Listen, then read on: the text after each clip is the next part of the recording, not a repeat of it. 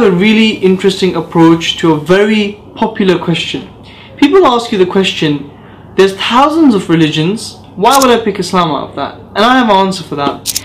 When people say that there's thousands of religions, what you do is, for them, you break the thousands of religions down into categories. Category 1, pantheism, which believes that everything is God and God is everywhere.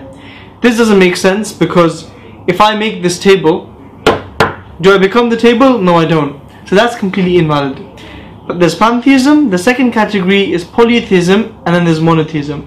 Polytheism, we know there can't be many gods. For example, like Hinduism, we know that can't be true because if there was more than one gods, they would argue with each other on how they want the world to happen and where they want the sun to come out from and how they would create the world. And it says in the Quran, and if there were more than one god, there would be destruction. لو كان فيهما آلهة إلا الله لفسدتا فسبحان الله رب العرش عما يصفون. And this is why when you watch Greek mythology in movies, you always see these gods fighting against each other.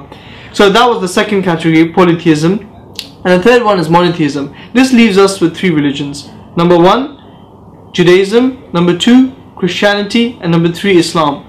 Judaism, we can't really say that we can follow that as a religion because you need to be born into it. You can't convert into a Jew.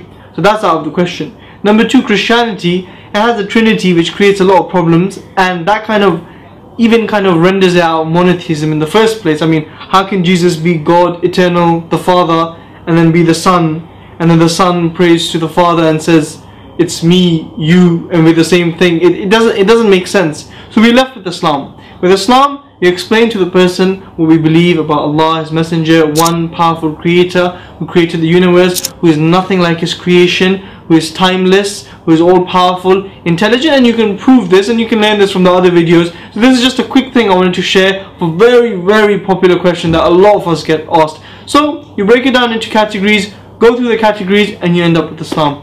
Jazakallah khair. Assalamu alaikum.